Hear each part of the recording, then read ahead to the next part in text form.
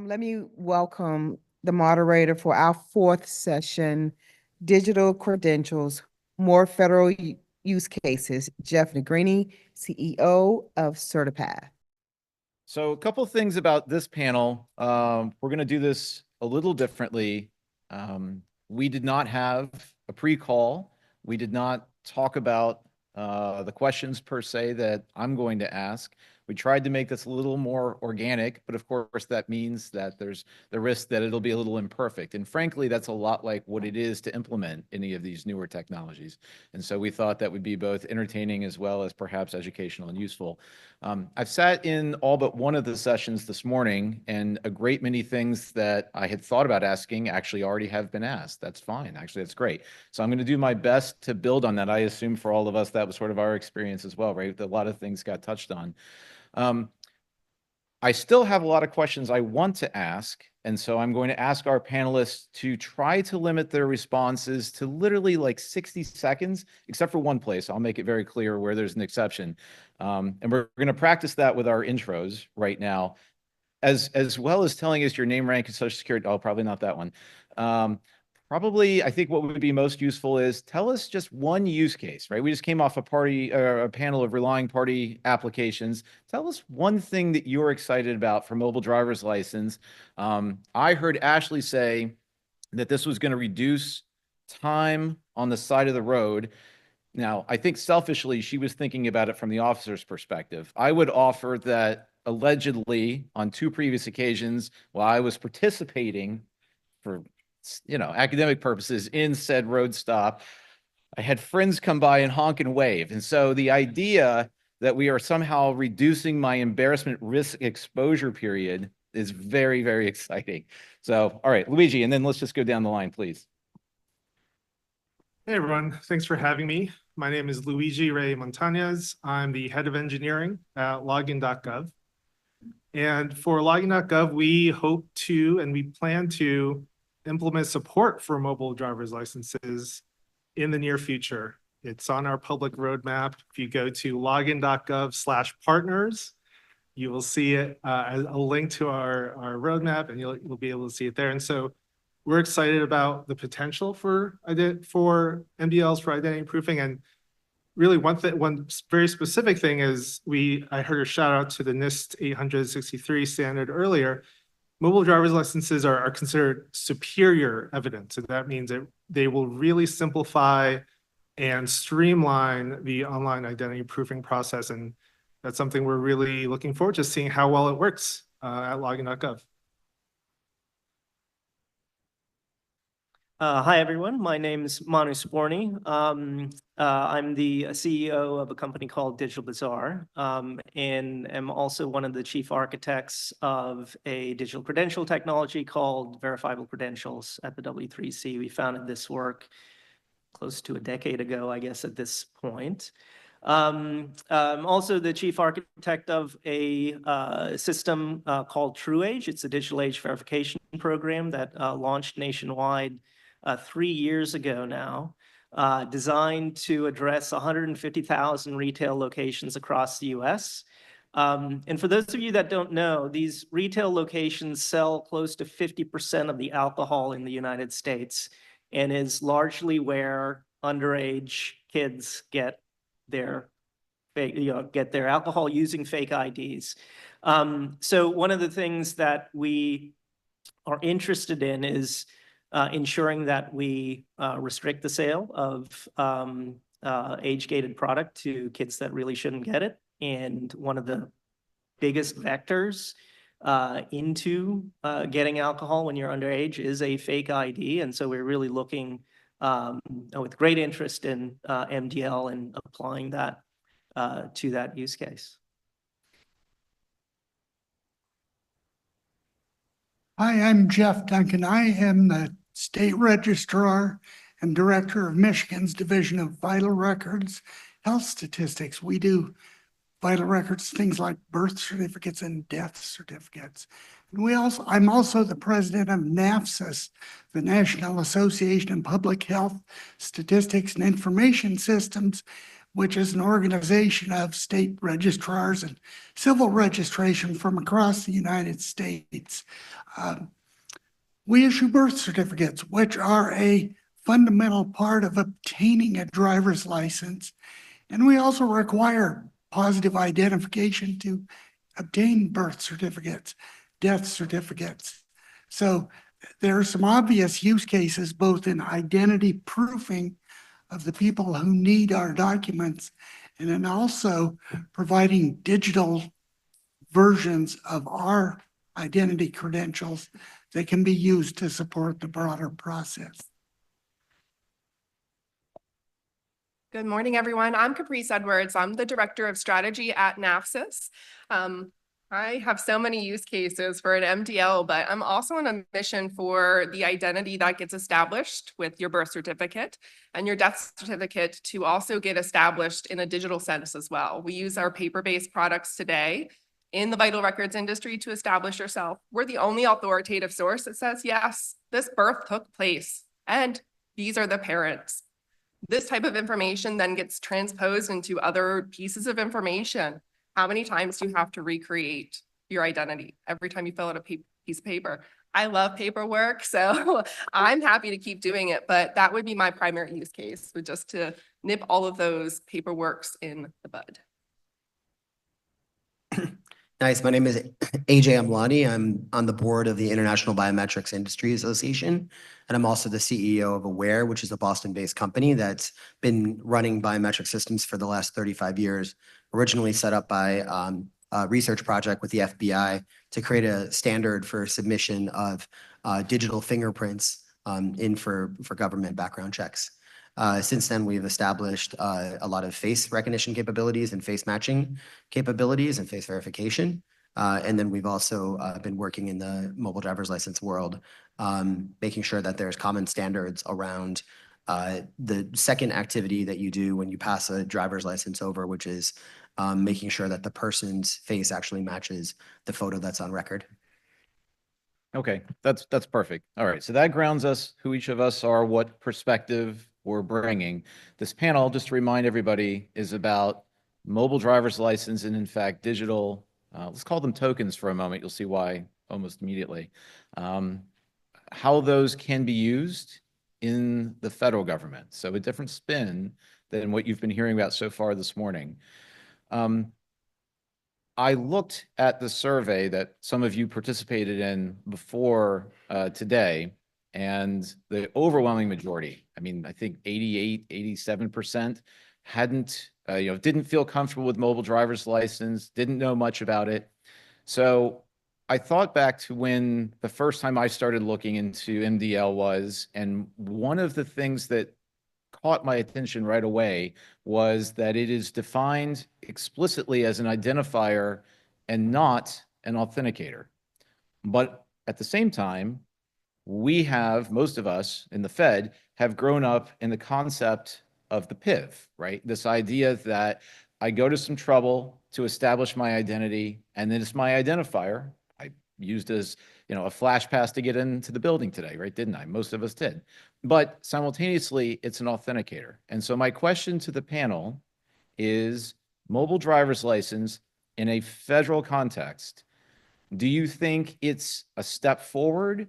Or is this like chess and it's, a pawn moving diagonally? Maybe it's a knight, it's a little bit forward, but it's to the side. If you can work in castling, I don't know how to do it, but it seems funny. Bonus points for castling. What do we think? What does this mean as an heir apparent to the PIV kingdom?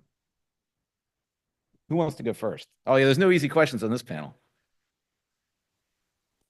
I'll take this one. I think that truly we're only as strong as our weakest link. And if our weakest link right now is my grandfather's handwritten 1932 birth certificate from Montana, we have a problem. I love that one. When people are born here in the United States, starts with the birth certificate, then comes a social security number, then you start building up kind of a reputation profile on individuals, and you have a bunch of creepy data organizations that all mine your data and try to guess at who you are. Only when you really sign up for a driver's license or a passport is when an actual biometric gets associated with you. Back when we started the Department of Homeland Security, I was on the founding team as part of the White House. We actually had to split the HSPD initiative from the Real ID initiative, and I wrote parts of both. But the mandatory difference between the two was the smart chip.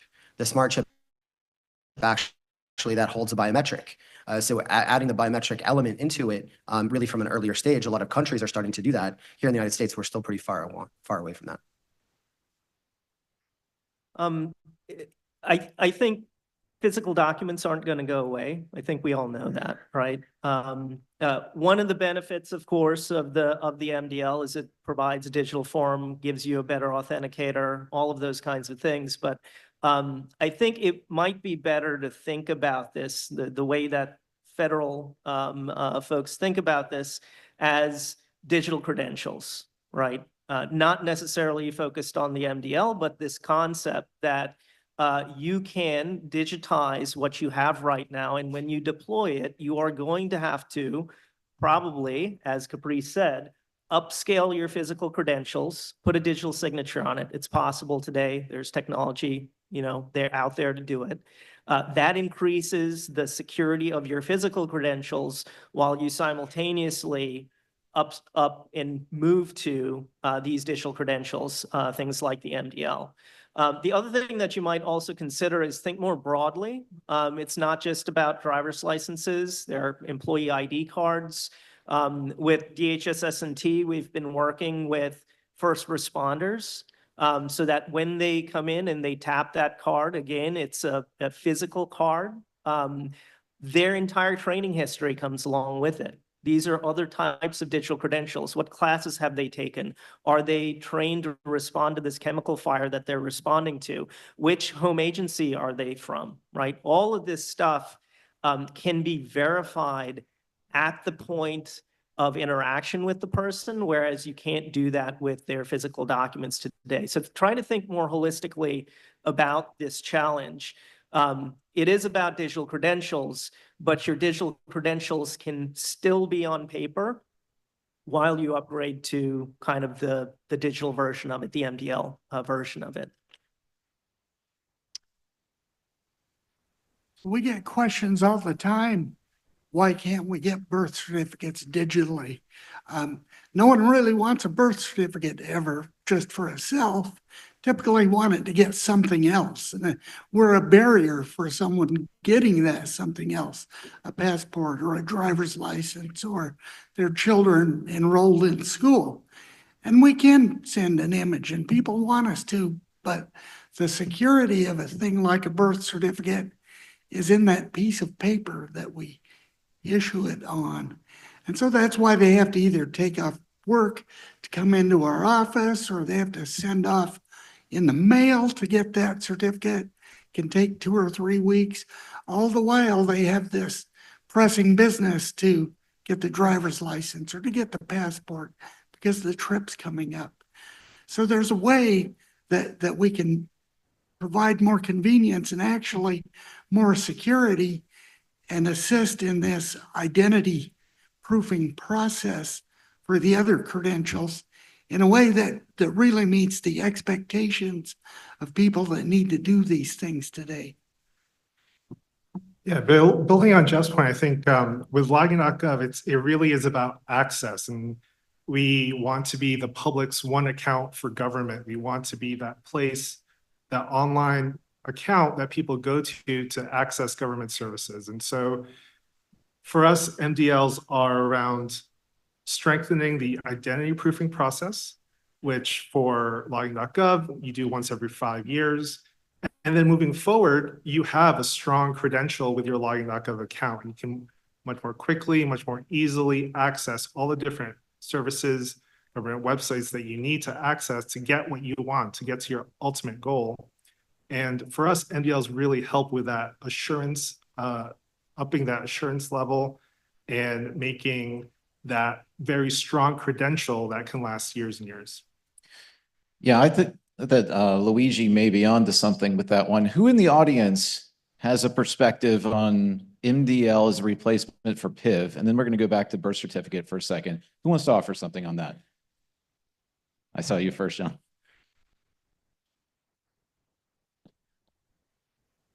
So you asked the question, how does it relate in the federal space too? So to me, it's almost like if we've gone through, we've done derived credentials, right? You've taken your PIV card and you've derived a digital credential from it. You literally are doing the same thing. You've got a state issued license and you're deriving a digital credential from it, right? So, so that's my quick perspective. It's very similar on the federal side. Yeah, I think what John's talking about, what Luigi is talking about, is this idea that going forward, it's not going to necessarily be a singular credential that we use in various use cases, although that bodes for offline transactions as well. I think our panel may talk a little bit about that. On the birth certificate one, I recently went and got my Real ID. And of course, I brought my birth certificate dutifully, and the DMV, what do we call them? Agents? Let's go with agents. Yeah. So the agent told me that there was no serial number on my birth certificate and it couldn't be used. And then I'd have to go back home. So I was frustrated and said, well, I'm pretty old. It's probably at most 2 digits. I feel like there's like a 1 in 99 chance. I did not think that all the way through because of course she inevitably said, well, I'm older than you. That is not the best game of chess I ever played, to use that analogy. Ugh, very awkward. Anyway, all right. But on birth certificates, I do think we are rapidly going to a place where this could just be a verifiable claim or some sort of assertion. I certainly agree with the piece of paper, but it would have been a lot more helpful, in my experience, if that had been something that could have just been online verified. So what do we think about a mobile driver's license as being the anchor tenant, as Luigi intimated, to a larger ecosystem of perhaps verifiable claims and other authenticators? Maybe it doesn't have to be all one Swiss Army knife. What do you think about that? And I am imploring you, go quick. I'll go quick, real fast. Not everybody drives. Yeah. I like going quick too. I mean, I think we kind of backed into this world where we're using driver's license as the de facto way of having a government issued identity because there was nothing else out there. But in a digital world, it's much easier to create an anchor identity and then have a bunch of attributes underneath it. Like, do you have the right to drive? Do you have the right to conceal or carry a concealed weapon? Do you have the right other rights in terms of being able to buy alcohol at 21 and over? All you need to know is data minimization that I'm 21 and over. You don't need to even know my driver's license or my date of birth. So having an anchor identity in a digital world makes it much easier, but I don't hear many people talking about that. Mm-hmm.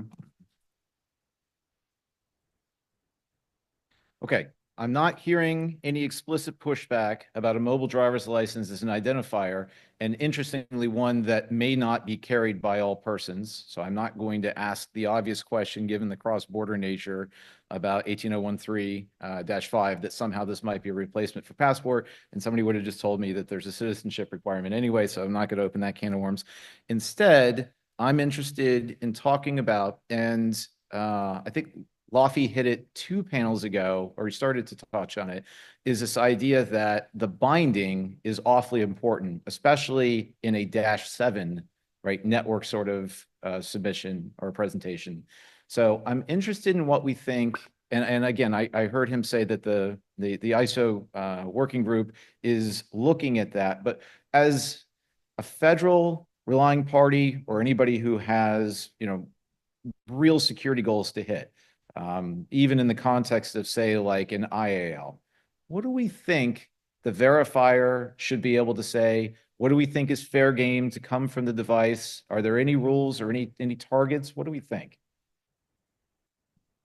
I can jump in real quick. I don't know if this is controversial or not, I but hope it is. I don't know if the authenticated portion of it matters all that much for some of the highest security use cases. So if we look at something like a border crossing, that border agent probably doesn't care all that much whether or not you used a device-bound credential, because they're going to look at your picture. They're going to make sure you are the person that's standing in front of it. And they do want to know whether or not the digital signature on that thing's valid. But the device binding and the authentication, I don't know if that matters as much in a border setting. Now, that said, it matters a lot when you're in an online setting where there is no border agent there to look at your picture. They have no real, they know that the MDL is real, but they don't know if it's being used from the same device that it was bound to when it was issued. So I think the authentication stuff, the authenticator part of it matters a lot more for online use cases. That's where it's vital. But in face-to-face scenarios, what matters way more is the person's picture and whether or not that border agent trusts the document. I'd like to echo that. Right now, we're deploying walkthrough capability through border checkpoints. These are happening globally. You don't need to complicate the customer experience by forcing them to bring out a phone and do any kind of a tap with a secondary verification of how much data and what data you're providing. Literally, you're just walking right through.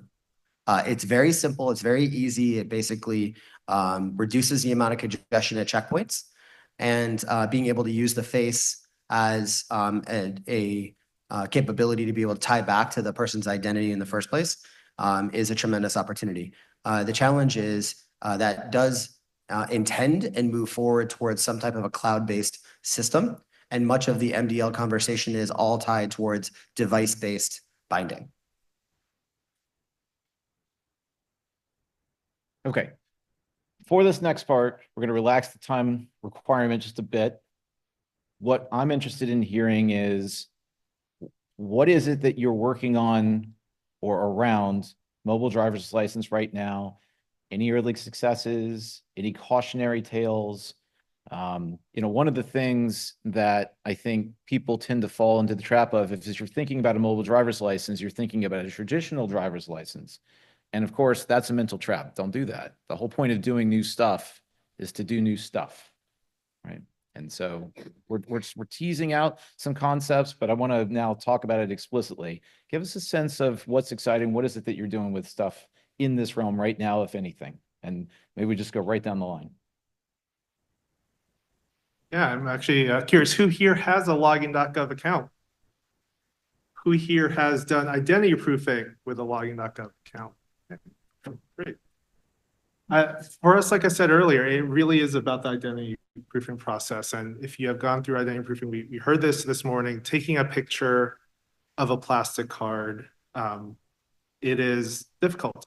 At the scale that login.gov operates, we see a lot of user frustration, user friction with that process, a lot of need to retry, a lot of blurriness. Cell phone cameras really weren't, frankly, designed to read the 2D barcode on the back of driver's licenses. It's a difficult technical and user experience challenge.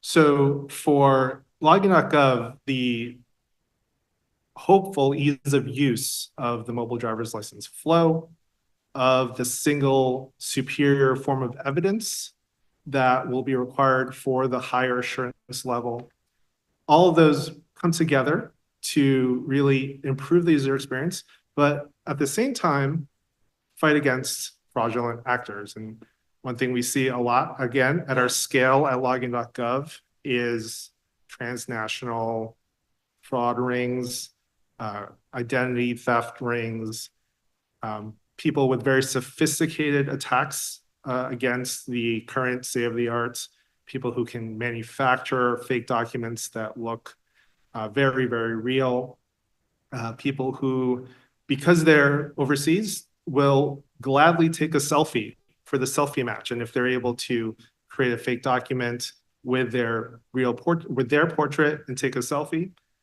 they're okay with that because they're overseas. And a lot of these fraud vectors start to get mitigated. It is, as we said earlier this morning, it is not going to be a 100% foolproof kind of thing, but mobile driver's licenses definitely increase our defensive depth. They are a tool for both improving the user experience for legitimate users, as well as fighting fraud. And really what login.gov is focused on these days is accurate access, that everyone who wants to create a login.gov account and access government services, we accurately provide access to those folks. while keeping fraudsters and criminals out.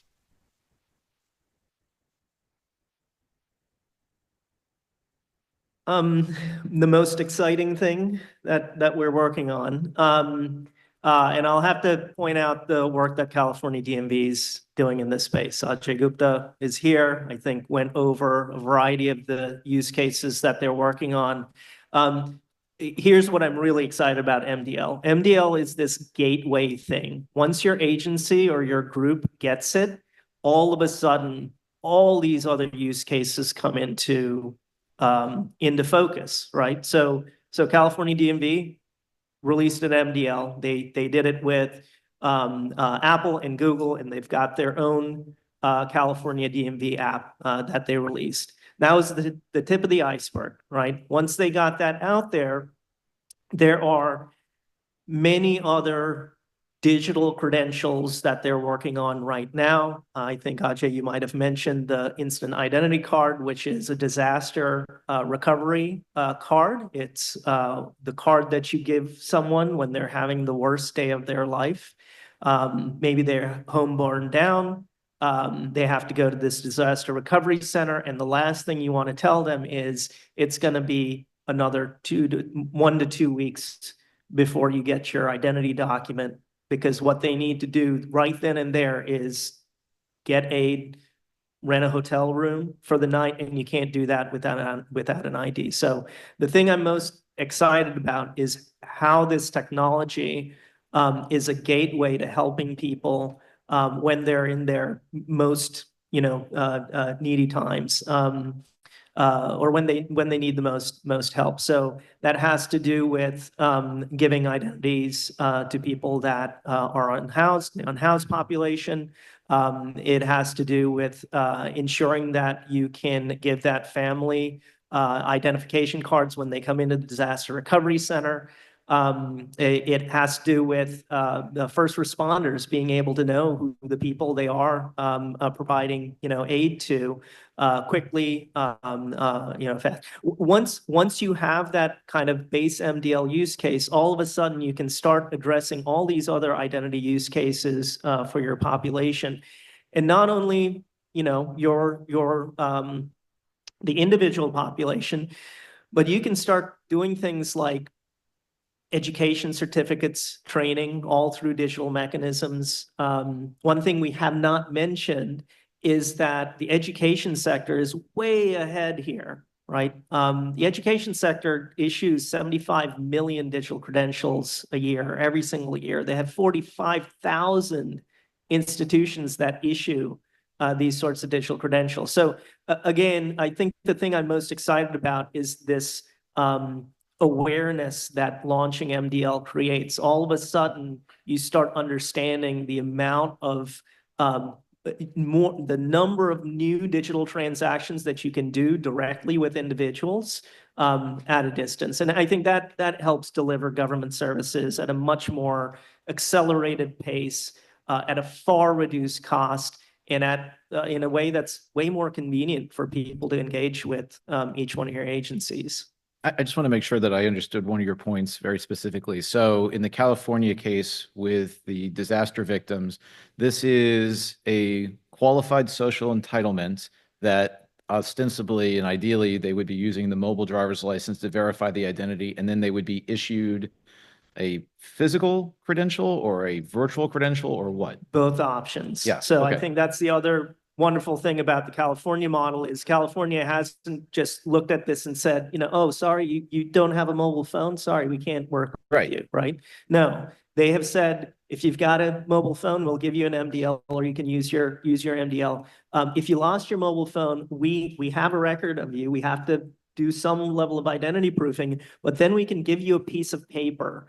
That piece of paper has a QR code on it. That is a digital credential. It's digitally signed. Okay. So when anyone else scans that piece of paper, that person has the assurance that this individual is known to California DMV, right? Right. This If we'd is what had they any look of this during COVID, right, it would have been a very different story. I get it. Exactly. Yep. No, that's a great point. I feel like asking you about Apple doing passport like Google did and following them, but we'll see what kind of time we have left. But yeah, please go ahead, Jeff. Yes, we have a lot of similar themes around providing service to people, being a barrier, like I mentioned previously. People need a birth certificate, not because they want it, but they need something else. Homeless individuals that need an ID, they need a birth certificate before they can get that ID. Well, where do we send that to? To the shelter that they were at? Well, they may have moved on by the time they get it. Parents, our busiest time of year, wanting to get children enrolled in school. They need those birth certificates. They're lined up out the doors, taking time off of work, so they can come in and get a document, or they can order it online through, say, Vital Check. And if you pay $80, $90, you can have it overnighted to you. But a lot of people can't pay that. They're the ones standing in our lobby or sending it in the mail, waiting 2 weeks for it. ID proofing. Most states like Michigan, you have to be entitled to get a birth certificate for yourself or your children. We need to prove your eligibility. How do we do that? With a driver's license, right? People order through the mail, they send a photocopy of their driver's license, which is a very imperfect way to ID proof, right? To take a photograph of a driver's license that has all of this security baked in that we can't see off a piece of paper that's included in a paper application. So a lot of alternatives to allow people to remotely request these documents, to prove their eligibility to get these documents, and to use these documents in a really timely way using electronic processes that really can be actually less expensive and more secure than the piece of paper that we're sending around currently. Thanks, Jeff. And I'll add to that. I'm just excited that we're doing this, period. So I had to take my birth certificate of my child with me to the airport. I only knew that because I work in this space. Without knowing that, I had no clue that I needed a birth certificate to take a child on a plane. Little things like that. And so figuring out a way forward, and especially as we're trying to take the paper and move it into this digital world, we will have a bridge. We're not getting rid of paper. I think that's one of the scariest things to our members that cling to the vital records paper. We are not getting rid of it. We're adding more security to it. We need to move ourselves into this digital age. And as the National Association, we are shepherding all 57 jurisdictions through this. They will approach it differently. We are so excited, though, that we're at this stage, that we're having this conversation.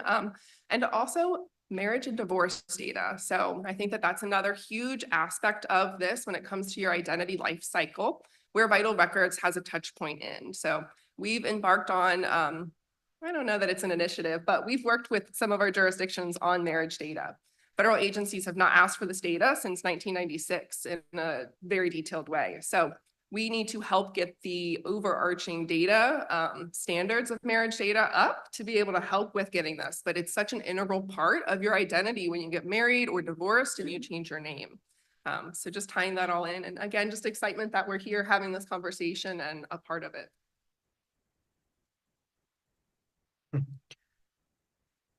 I couldn't agree with the other panelists anymore. I think that the MDL provides an amazing opportunity to be able to open up all kinds of different use cases.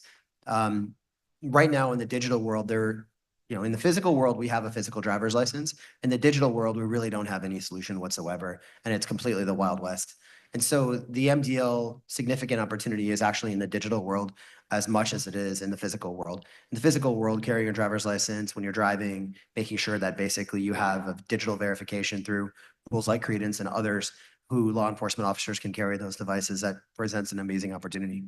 For us at Aware, we're actually looking at the opt-in opportunities that you can build off of a mobile driver's license to be able to go face only. We believe face only is the most secure, the most privacy preserving way to be able to verify that you are who you say you are. From the time that you're 2 months old, you start recognizing faces. It is an inherent capability, an inherent way that humans recognize people.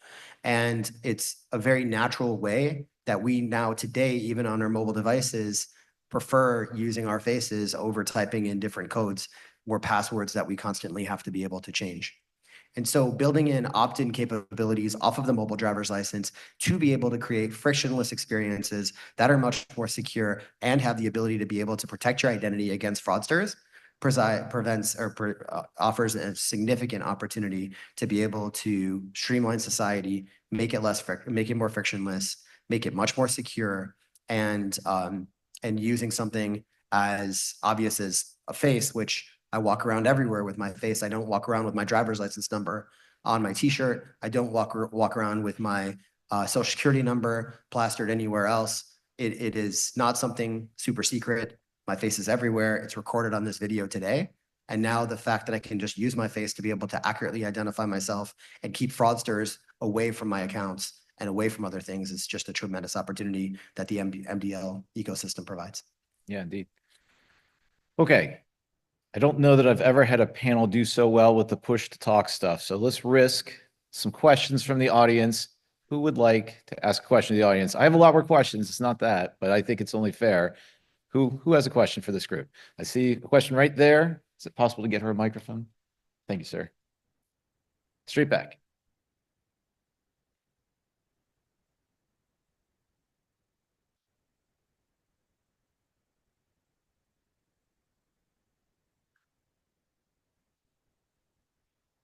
Hi, good morning. Morning. I'm Ann Krebs.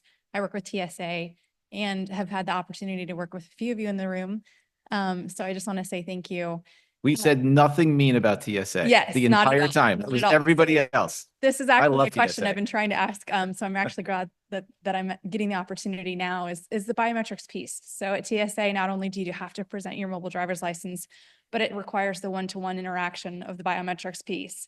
So my question to you is, we have a few Congress members that have a very loud platform and a very loud voice that are fighting us in the use of biometrics. And so as we know, that's one of the requirements to use a mobile driver's license to get through security. So what do you say to the naysayers, or how do we support this to be able to communicate to our traveling public that this is a great way to use to identify that they are who they say they are? Yeah. Yeah. Please.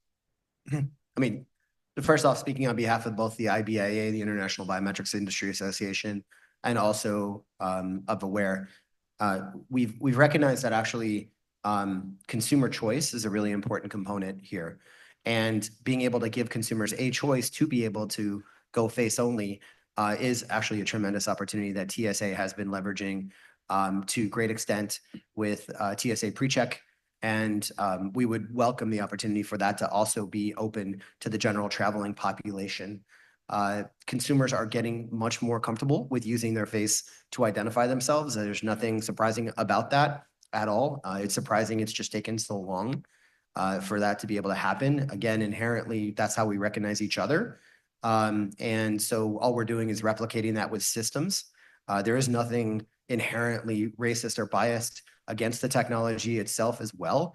It's really just about the creation of the technology and making sure that common standards and testing and the resources for the testing are provided to all the relevant government agencies to make sure that we can do and deploy technology in a standardized way.